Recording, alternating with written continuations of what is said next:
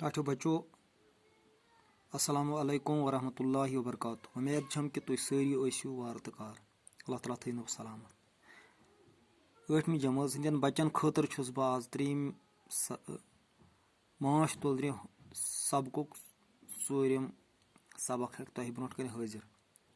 8वीं जमात हंदन बच्चन खतर छु यह सबक। बह पर अजुक सबक माज गनक बज। अकिस माज गनस मज 3 कस्मच तुलरे आसान। वक्र वक्र तुलरन वक्र वक्र काम। त्रिशवे कस्म अके कॉलोनी खतर जरूरी। Number 1 run. अकिस गनस मज रन आसान। यह ठूल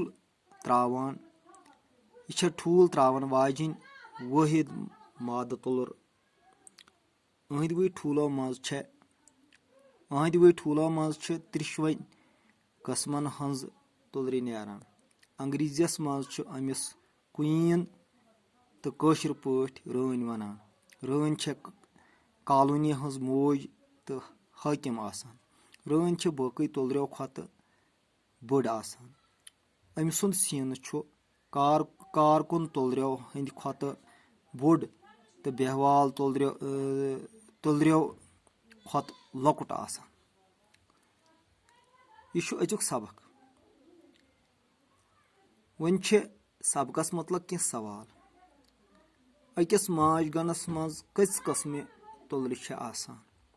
अकिस माज गनस मज